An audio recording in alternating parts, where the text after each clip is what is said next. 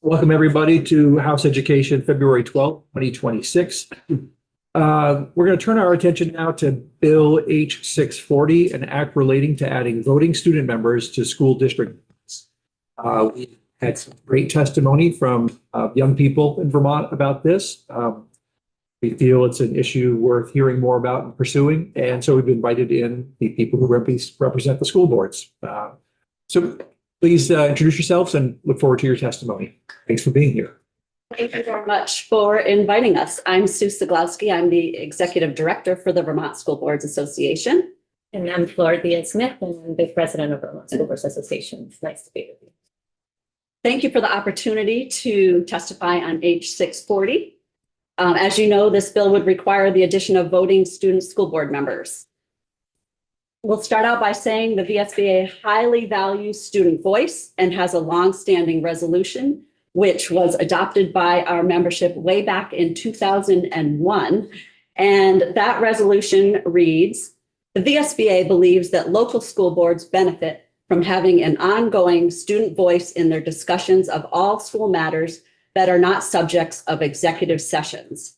The VSBA encourages its members to include students as active participants in the consideration of educational issues and favors the participation of students as board members. The VSBA will provide guidance and support to boards to achieve this objective. And in response to that resolution and the VSBA's values, we developed and also recently revised a guide to student voice. I linked to that guide in my written testimony. And we also partnered with the National Student Board Member Association to provide a workshop on this topic at our annual conference in October of 2025.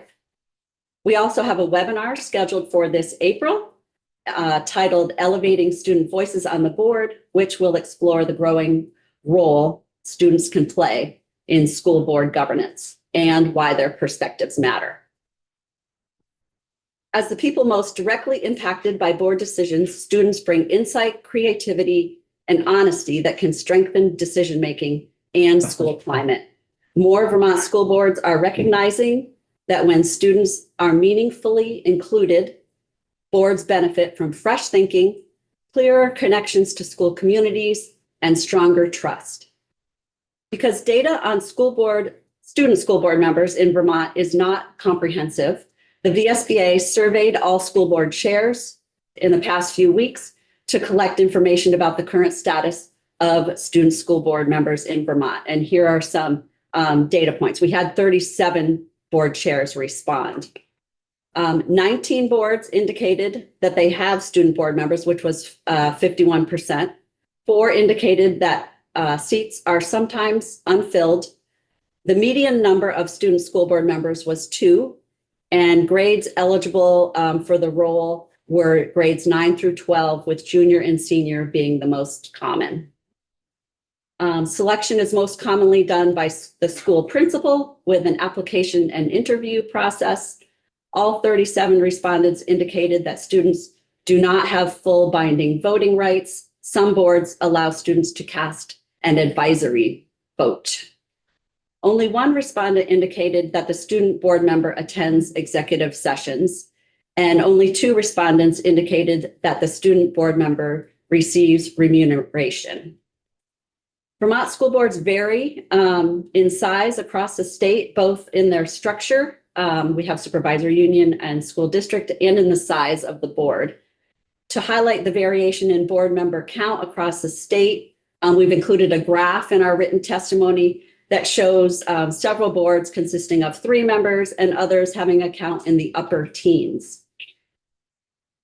As introduced, H-640 would require every school board that is organized to provide education for its students in grades 9 through 12, both operating and tuition, to have 4 voting student members on the school board, 1 each from grades 9, 10, 11, and 12.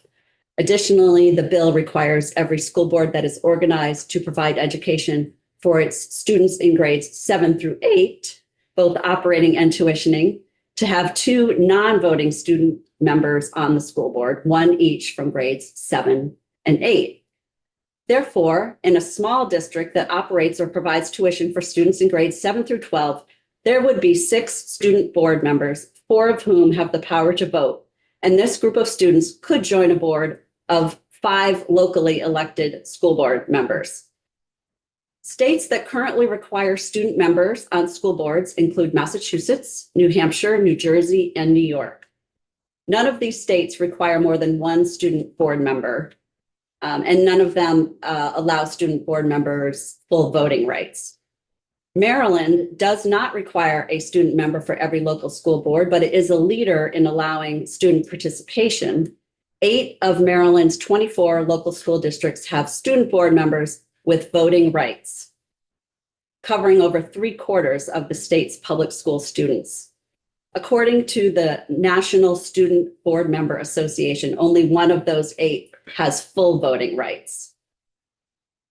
The VSBA and the National Student Board Member Association share the recognition that to be successful, boards will need to have several practical questions resolved.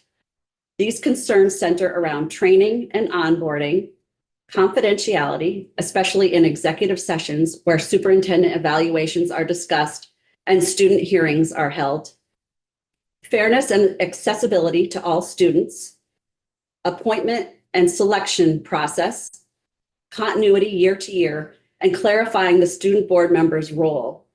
We also wonder if student board members' emails would be subject to public records requests.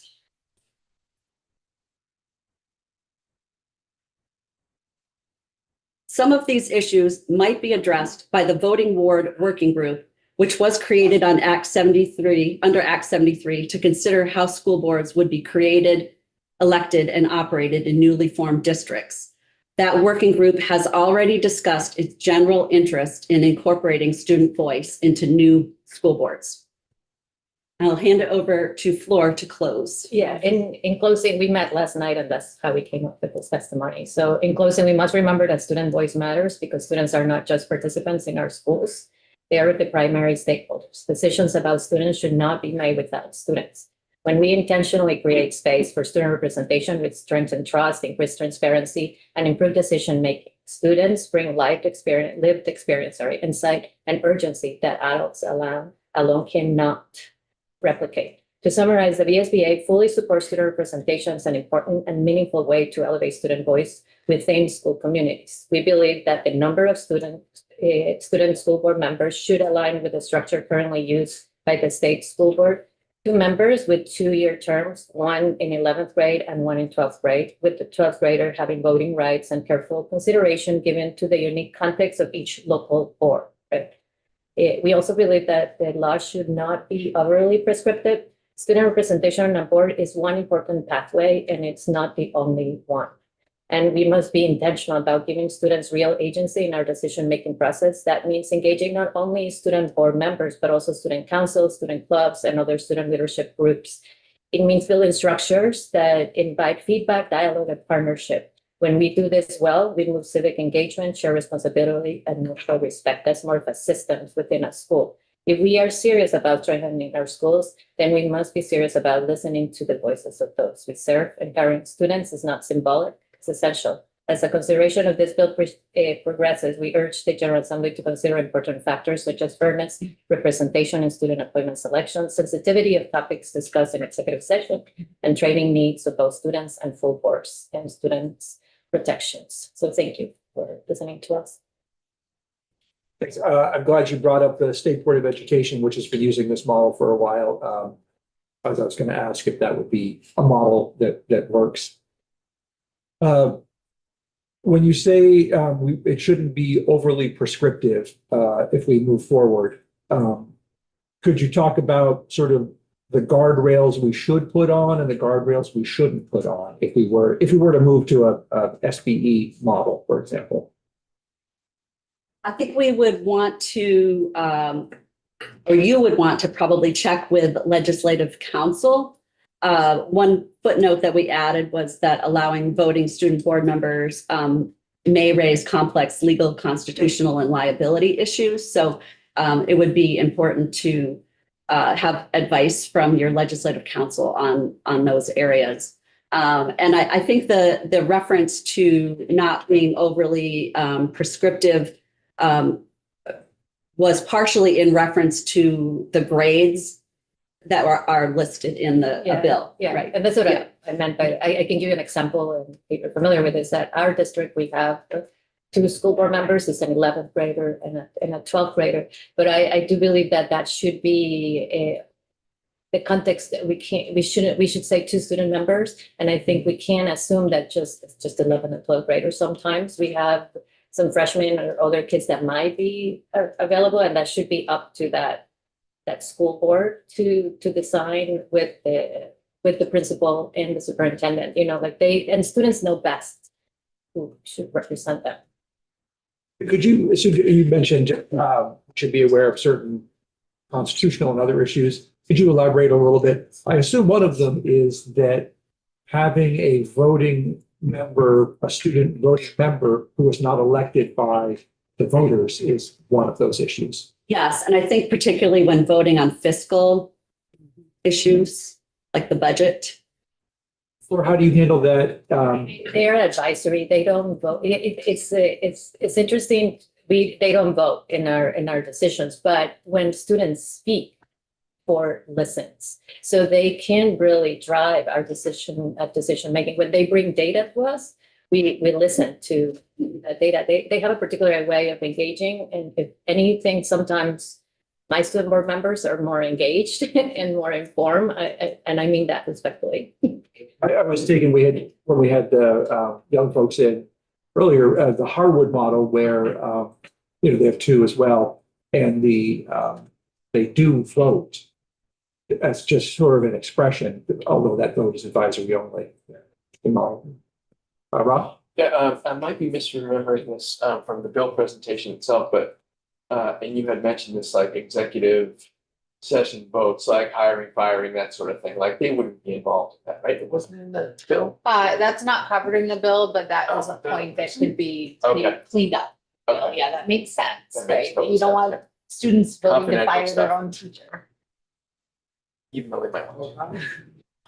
In our district, they don't go into executive. No executive session, no student hearings, no Right, superintendent evaluation, and when I say over prescriptive too, it's just like you need to let the school district sort of really decide what is the best way to bring that student voice, right? Like we can't, I always say this, but I was not gonna say it, but you can't always legislate common sense, right? And you're creating a system and you want to bring student voice and like be thoughtful about how you do it. This is really, so I'm not saying it's not important, but it's really important. We can't get it wrong. In terms of your footnote that allowing voting student school board members under the age of 18 could raise constitutional and liability issues, legal issues.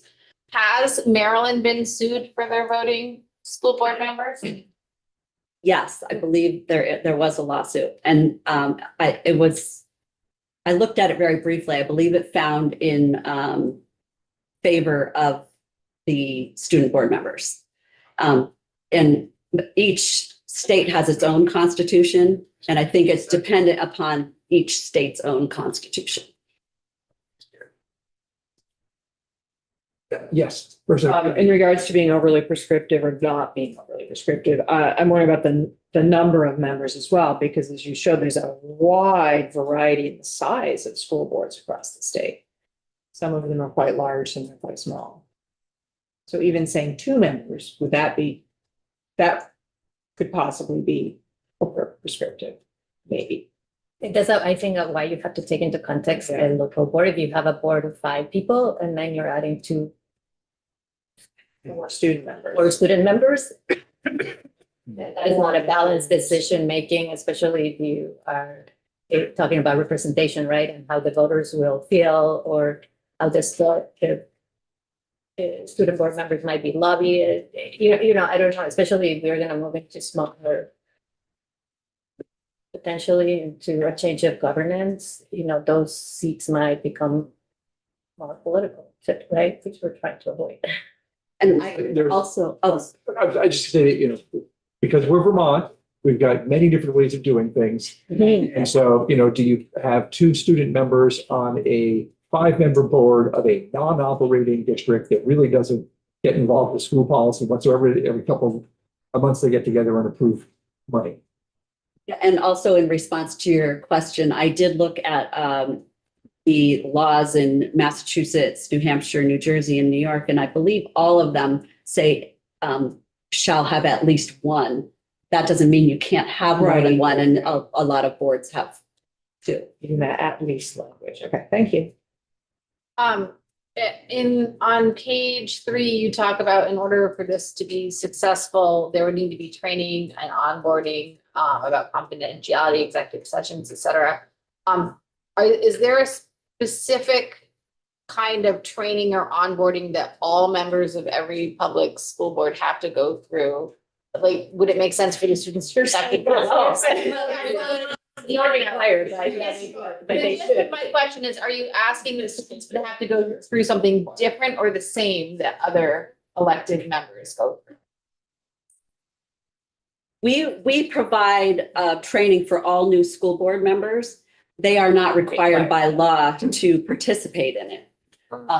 And so I think that the training for the student board members could be incorporated into that.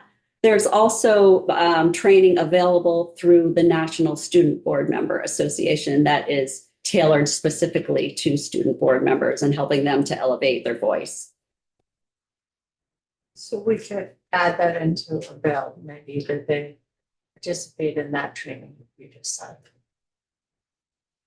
You could, but again, would that be overly, I think you might Yeah. want to just say training rather than specifying which training, Yeah. because, Because you're not gives a little more requiring flexibility. regular school board members. I was nodding my hair because it's like, that's best practice, right? We all, all superintendents and all chairs are trying to make sure that your boards are doing continuing education so that they learn how best to be, have a good governance across our district, right? But so if we prescribe it for students, but we're not prescribing it for, it's not required for. Yeah. Training. So, Right. Yes, Shared chairs training is are. required. Everybody Yes. understands there is one requirement. There is Yeah. one requirement, for chairs and superintendents to do superintendents. 8 hours of Yeah. training annually. yeah, there- Yes, yes. And there is, I would say, 0 enforcement. correct. You've been a chair for many years. I mean, the big sort of final question here is, do you think that this is something that should be mandatory, or not? In other words, should we mandate that, we might narrow it to all school boards that govern a K-12 or whatever we put that at. Let's say we're creating all new districts and every new district is a K-12 board. Should we mandate that there be at least one student representative? I think that our board would agree. Yeah. Yes. This was, I'm just frankly surprised about the amount of resources that are out there and that there is a National Student Board Member Association. Georgia. Fascinating. Yeah. I was just speaking to their executive director last week in Washington DC when we were there. Oh, it's like a full organization with an Yes. executive plan. Amazing. It's a very teeny. Yeah. Great. Thank you. Sue, are you feeling able to just transition right into the next round of testimony? Yes, and Flora is going to do it with me. Okay, great. Make sure that the agenda reflects that as well. Then feel free to continue when you're ready. Okay, thank you. So thank you for inviting us to provide testimony on the Conlin draft map, which was introduced. You're not getting away from it. Once again, we are Sue Siglowski, Executive Director of the Vermont School Boards Association, and Flora Diaz-Smith, the President of the VSBA Board of Directors. As noted in earlier testimony to this committee, the VSBA developed its own set of criteria for evaluating any proposals that emerged through the Act 73 process, reflecting the needs and priorities identified by school board members from across the state. And those criteria are laid out in our position paper, responsible implementation of Act 73. I'll just pass that around. I think you've seen it before, but the criteria are on the back side of this document. We supported the redistricting task force's proposal because it creates the conditions for meeting these criteria. And we encourage the legislature to build upon the work of the task force by refining the proposal and filling in the details. Last night, the VSBA board evaluated Chair Conlon's draft map and legislative language using the same criteria from our position paper. In doing so, they acknowledged that it would be difficult for any initial proposal to meet all of the VSBA criteria, given that some of the criteria require significant analysis and planning. The real test is whether the proposal creates the conditions for meeting the criteria. For instance, earlier in the legislative session, the VSBA board concluded that the hybrid scenario presented by the Agency of Education a few weeks ago, containing 13 districts with a minimum district size of 4,044 and a maximum district size of 9,122, contained districts that were too large to maintain a strong sense of community within each district and would represent a drastic change from Vermont's current number of 119 school districts. And for that reason, it was evident that the hybrid scenario did not create the conditions to meet the rest of the VSBA criteria. In contrast, Chair Conlon's proposal creates smaller districts ranging from 984 students to 4,421 students. And in general, the Conlon map recommends parameters for district size that are large enough to allow efficiency at scale, but small enough to maintain a strong sense of community and personalized attention to every student, supported by research. And here we link to the VSA instructional scale policy brief and the citations that are in that brief. That said, we appreciate that the Conlon map was presented as a starting point, needing refinement. The VSBA board discussion last night indicated that the map does not always recognize and address significant variation across different regions of the state, including student demographics, community resources, and other geographic considerations. For example, district number 14 in the northeast corner of the state covers a large geographic area, which would pose significant challenges to maintaining a strong sense of community in that new district. If the committee furthers its exploration of the Conlon map, we urge you to seek meaningful input from district leaders and school boards in that area and other areas most affected by these changes, and make adjustments to ensure that a strong sense of community can be built and maintained within each new district. In addition, we call for detailed cost analyses to determine if there are cost savings projected by this proposal. Turning now to the draft legislative language, VSBA appreciates the proposal's general approach to contracting and designation reflected in the draft language, which would require a school district to designate public or approved independent schools and enter into contracts when necessary to serve resident students. This reflects an intention to maintain access to educational opportunities for all students while redefining how those obligations are structured. Given the larger size of the districts in the Conlon proposal as compared to the current district sizes, we ask you to consider whether school districts should be able to designate more than 3 public or approved independent schools to provide education for students who do not have reasonable access to a public school within the district. Additionally, it will be important to have a clear definition of reasonable access. And I'll turn it to Flora now. In closing, we appreciate the work that has gone into Representative Collins' map and the conversation it has sparked. After facilitating our VSBA board meeting last night, it is clear that we as school board members across the state have a great deal to offer you, and we're committed to working alongside you as this proposal moves forward. The general consensus is that this is a step in the right direction. However, it's still a starting point, a map rather than a plan grounded in a unified vision and a mission for Vermont entire pre-K to 12 education system. As we share, while we see progress, we must now take that time to examine areas that present geographical challenges or feel more like attachments rather than as thoughtfully integrated areas in the state. As you continue this work, we urge you to ensure that the proposal fully addresses the criteria before you. It must recognize and respond to the significant variations across regions, student demographics, community resources, and geography. It must emerge from a collaborative, inclusive, and transparent process that meaningfully engages residents, families, and educators, district leaders, and school boards. It must be supported by detailed cost analysis of current district finances and clearly projected savings. It must include a comprehensive transition plan, and I can't emphasize this enough. To minimize disruptions, it's adequately funded and strengthens our investment in safe, modern learning environments. If the intent is to create a more efficient and cost-effective system that addresses rising costs, healthcare benefits, mental health supports, facilities, and an investment in first instruction education, then that must be clearly articulated. And most importantly, it must be grounded in data and evidence that shows how redistricting will improve student outcomes for all learners.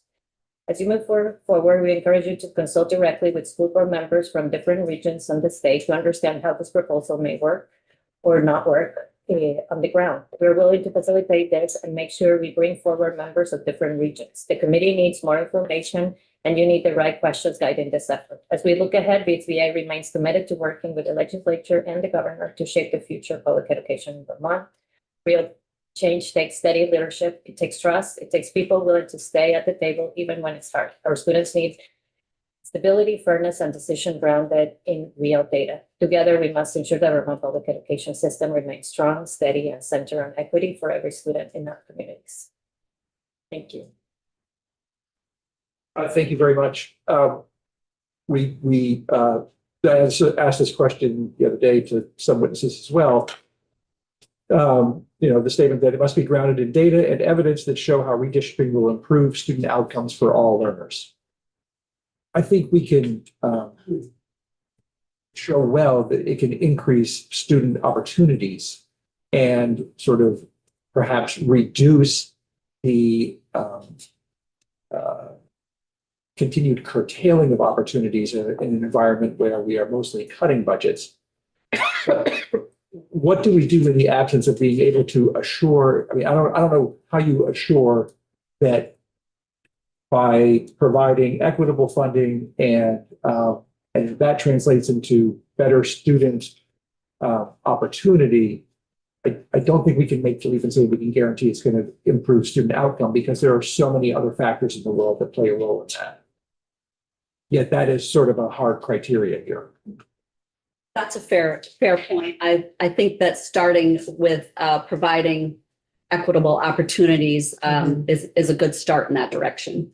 Yeah, and I think I would add to that we're going to need a well-funded and staffed agency of education that is able to help us through the transition of this, and we need to. I would go ahead and say we need to people inside that agency, right? So that transition every 2 years doesn't affect how we're gonna, because this is gonna be 2 years before, or more before it's fully. So we need that to be solid too, in order to have better outcomes for our kids. I appreciate the point of view that we need a commissioner, not a secretary, to depoliticize that. That's probably not going to happen. And I guess, so is that, are you saying that really VSBA would have a difficulty feeling confident in moving forward until that happens? Absolutely not. No, what I mean by saying that comment is that we need a really strong agency of education in order to support the change on the ground in all of our, and I'm not saying that we don't have one right now. I'm just saying that is a factor. So how do we come together? And because they can help you as you're doing the plan, right, in assuring that it's going to be best outcomes for kids, right? Like how do we bring that language into the bill so that it's not just theoretically what we're doing? So they have been doing a lot of work on visioning. What is the visioning that we as a state want for all of our kids? What do we want for public education in Vermont? So what I'm saying is that this is a good start. Let's try to talk to all of the regions so we make sure that it works for the regions, especially the ones that we feel that it might be just little Yeah. And that was the conversation we had last night, but there is, Totally appreciate that, yes. yeah, so I don't mean to make this bullet, I was just stating a reality, right? But we are willing to work with you, and we feel like right now we have the conditions to make that possible if we all work together. Some of the criteria here, as you had said in your opening, is like, it's really hard to meet all these criteria, no matter what you put out there. But like, be based on a unified vision and mission for Vermont's education system, cannot argue with that. But that's not our job. That lies with the State Board of Education and the Agency of Education. They need to partner with you. Yes. That's what I'm saying. Well, I think that they would say that moving to a more efficient system and a foundation formula and everything that they have proposed, they would say it absolutely meets the mission and vision of the state. We're almost tasked with like, okay, now turn that into statute and law to operationalize it. So, I grow concerned that as we sort of raise the level of you got to hit every one of these bars, it stops us from hitting any bar. And I think, trying to make progress in the world that as we have today is very challenging, as you very well know as of today. So I get concerned when, it's hard to get even the organizations whose goals are all about kids and equitable opportunities and all of that, saying, well, move forward once you hit all these benchmarks, because it's sort of we end up with a chicken and egg issue, which comes first. I appreciate it, but that's just a concern I have with some of this. Representative Long. I appreciate that perspective that we just heard, and I also know that it's a member organization and you're gonna have to have, a variety of perspectives to base this criteria on, and so I'm sensitive to that. What I want to sort of go in that same direction and ask about something else you're saying, which does seem a little more tangible. And if you could just expand, let me back up and lay this out. When Act 73 started to be discussed before it was even a bill, my opinion is the impetus behind it was to the rising costs of education and property taxes going up. And so that was, a drive to make the decisions that happened down the road from there. In here, you say it must be supported by detailed cost analysis of district finances and clearly projected savings. And yet we've been having a really hard time with the modeling piece because so many things need to be in place before we can model anything. And so essentially this committee will correct me if I'm wrong, but my interpretation was we were told yesterday that we really can't model the the foundation formula until we have districts decided on. And so I would just love to hear you expand on that statement that you just put in here about clearly projected savings, especially. I think any type of modeling is going to be based on certain assumptions, and you have to know what those assumptions are. And if you are providing assumptions to the Joint Fiscal Office about the districts that are being modeled, and they are providing you with the assumptions that they're making within that modeling, that's basically as good as you can get, probably. We understand that it's projections. Right. Okay. As I think about, moving to newer, larger districts, I see it moving from 119 districts to 27 as a significant change, or even just cutting the number of central offices in half as a significant change. I personally see it as one that reflects an evolving state of education. I've lost my train of thought. And I'm gonna stop because I've lost it, because I was trying to introduce my question too long.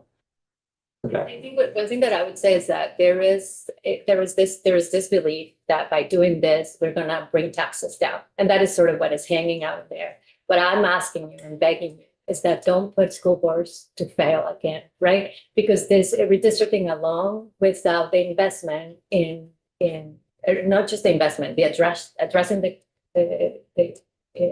cost, the healthcare, all of the things that you've been hearing is not going to help us. We know that if we're not going to invest enough in first instruction, we keep saying special education is it's a cost driver. What we are not doing is investing enough in first instruction so that we don't have to address as much special education, right? So we know that we need facilities, right? We need the money. So when I talk about cost analysis, I'm not necessarily the finances of the district, how much are they spending in paper and how much they're spending. No, it's just the big picture, right? Like facility, we are lucky in our district. We have a great capital plan. We plan on that really well. We have our assets. If we consolidate with Montpelier, we would be having to address a lot of facilities needs, right? Where would that money come? And then the transition, like I was saying, I can't address enough the transition. So there's a lot of those are the costs that I think we're trying to address. There's a lot of costs in transitioning into bringing two systems together. But what we can't forget while doing this, if we're really thinking about improving student outcomes, that it comes also with a cost. So this to be thoughtful. So I think the criteria, I don't think you have to meet every single piece of the criteria to the letter, but I think this criteria asks the right questions of what you should be asking for in order to have a plan that it was put in with a lot of thought, so that it also made. So our board meeting yesterday, instead of being like people being upset to each other, we were able to evaluate the criteria, be non-biased, right? We are examining within the criteria that we all agree to. So even if there's disagreement, at the end we have consensus, right? And that's all we're asking. Is that better? Yeah. Okay. you also reminded me of my question and then you answered it. Better. It was really to say, as I think about doing this, moving to larger districts solves for many things. But one thing it doesn't solve for is making the job of a school board any easier. And so, I think construction aid is one of those things that would make the job of the school board easier.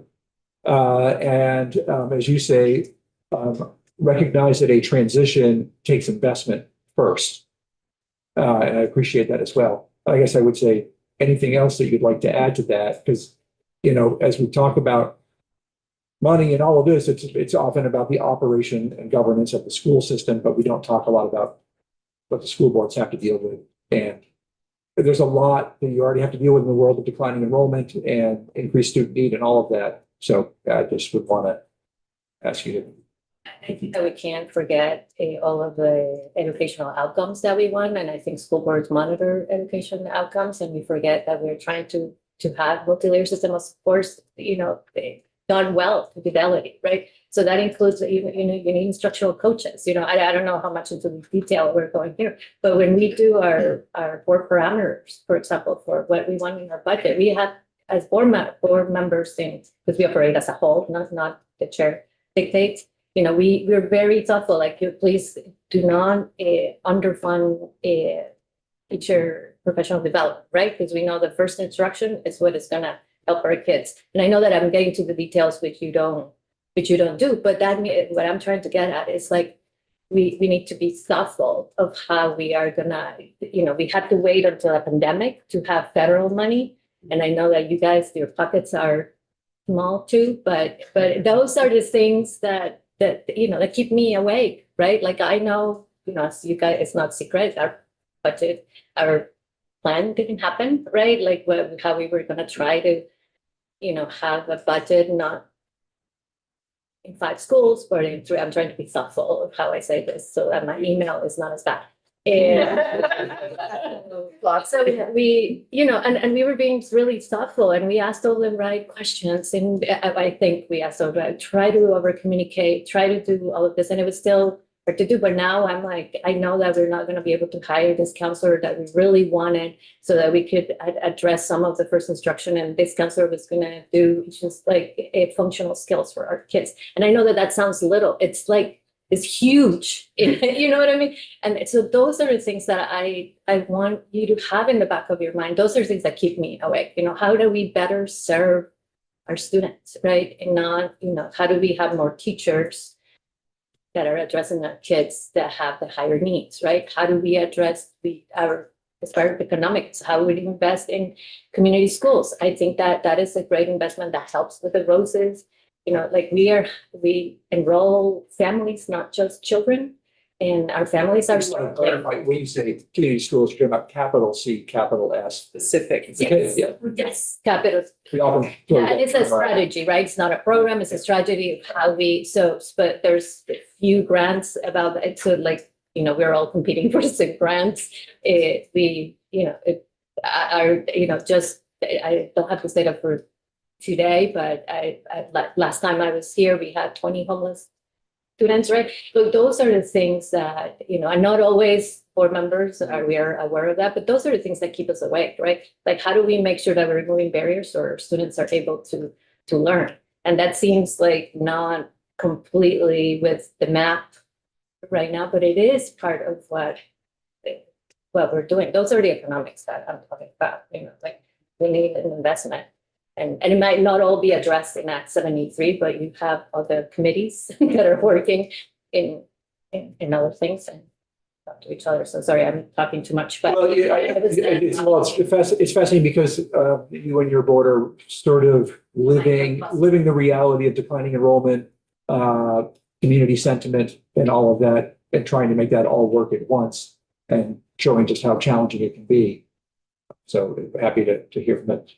I would just say, since you brought up the sort of combination of Montpelier and Washington Central, and I don't want to debate lines or all that, but I do want to just say once again that governance is not building consolidation, but governance could be strategically looking at facilities in a way that could save a lot of people a lot of money. Absolutely, absolutely. And we want to have that conversation. As you know, there's a study, and I think I had forwarded it to you guys before, but I'm happy to forward it. We did a combined study, and that really shows, I share that with Secretary Saunders, like that really shows how our articles of agreement are different. Like all of the steps that you would have, it's not that simple to come together. And that's what I'm talking about. And so we spend a little money. We spent $5,000 in hiring a consultant to help us put all of that together. So it was impartial, but to move forward, we would need to. So I would just say, you're right. It is not that simple to come together voluntarily. Yes. And I realize that there is a certain amount of simplicity in a state mandate. And I think that that's one of the things we're wrestling with. I personally believe Act 46 is a proven concept. I've watched it work in all of the districts that I'm surrounded by. I suspect you would say the same. And so therefore I think that the, you know, greater thoughtful consolidation works, but relying on busy superintendents, volunteer school boards to try to find the time and the resources to make that happen impedes progress to address a declining enrollment and cost crisis that is way outpacing our ability to deal with it. I think what I would say to that is that if we have enough carrots and accountability, there's ways to do it. And I'm just saying, I'm not going to give my opinion on one way or another about at 46. I think that this is where we are right now. We need to move forward. Like we said with Sue here, your map, it's a thoughtful way to start the conversation. And then I would go back to I'm not going to recite all of the things that I said. Yeah, no, that's why I really appreciate the feedback. And I think you're absolutely right about, and that's why I brought up the question of, you know, I worry that we're not taking care of school boards enough as we think about this, and what do they need to take the tool of consolidation and turn it into something that's better for kids. Representative Brady? So if some school consolidation might be necessary, It might increase opportunity.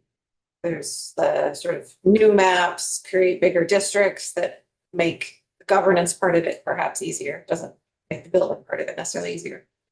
Or there's our current system and the way you're doing it with a consultant and maybe you've already given us this in testimony, but what are some of the middle ground steps? Like things, ways that the carrots, the ways that if we don't go to mandated bigger districts, but we do want to absolutely encourage the collaboration and consolidation and reconfiguration in the places where it's most logical.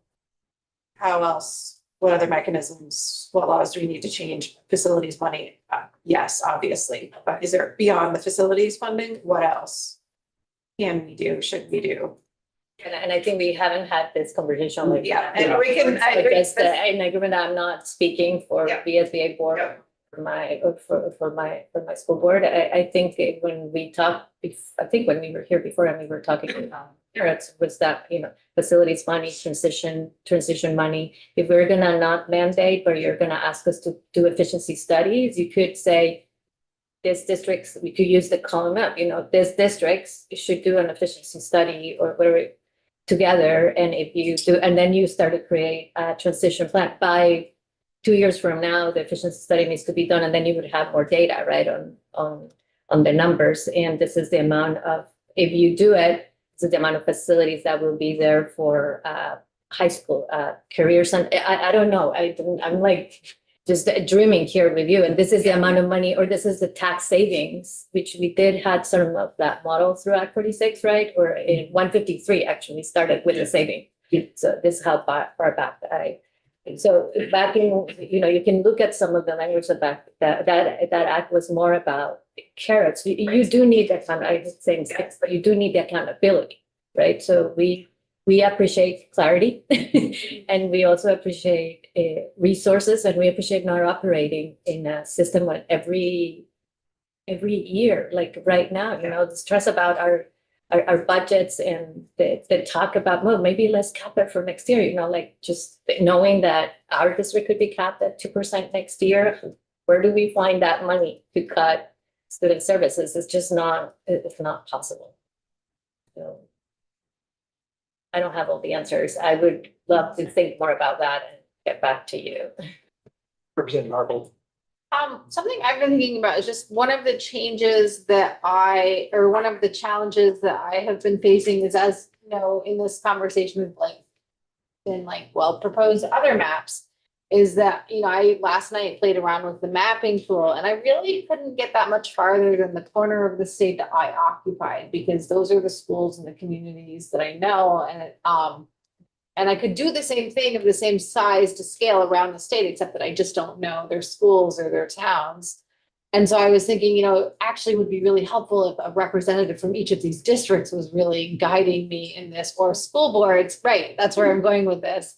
And so I guess that my question is I attended online a school board meeting last night, which was really helpful to hear their thoughts, but they're not scheduled to meet for a month. And we need this work done faster. And that, how long would it take a school board to, if we said we are going to accept a proposal or 3 proposals from each school board or whatever, is that something that could get back to us in 2 weeks?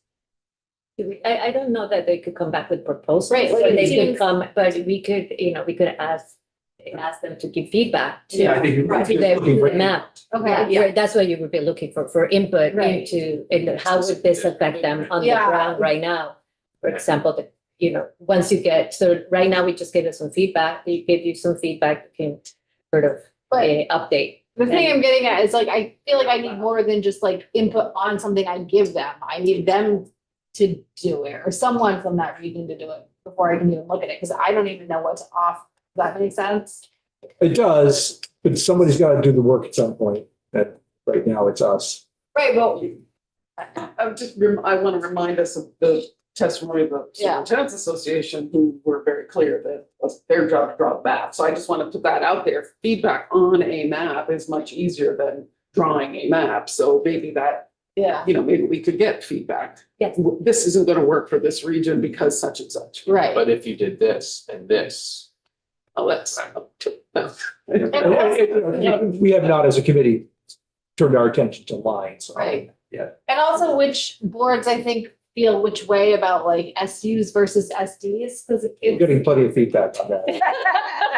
but it's not consistent. That's what I'm saying. And like, you know, some school boards do want the SDs and some do want the SUs. And so like knowing which ones want which and why is it important to them. But, yeah. Just say, my experience with membership organizations, especially this one, it will be very varied. You know, it will, Right. But it's, I they all guess, represent different parts of the state. You've Right. seen the VSBA map. and it's important, I think, in making those maps to know, like, you know, up here, they are really okay with an SD. In fact, our superintendent's been saying it, everyone's on board. Right here, they're definitely not. So if we were going to do a hybrid model, like this would be an SU and this would be an SD. I mean, that kind of information would be really helpful to me in proposing something. Yeah, I think that you could talk with the member organizations offline and say, hey, is this data you could provide somehow or Yeah. in a survey? Like, there's not an easy solution to trying to find out what everybody wants or doesn't want. All right, well, really appreciate you two both taking the time and helping us further in this thoughtful consideration. Really do. Thanks. And Thank you. I'm sorry, you got one more? Just ask you, sorry, you mentioned the study that you guys did, and I actually went to try to find it here, couldn't find it immediately. If you don't mind, just Send it sending right that. now. Can I just take 1 minute and? If you would send it to our committee assistant, we can, The assistant and. you can forward it to us. Just, I know I've seen it, need to review it again, and I couldn't find it immediately, so, thank you. That's it. Hmm. And I can I can get decide it. on that. Yeah, yeah. Thank you. All right, we are off, and if you look at the agenda, until 1:30. 30. Wow. It's now 1, I'm sorry. Which is 1? Last time I looked, it was. What do we have at 1? What's that? Agenda planning. Oh, 1:15. We're gonna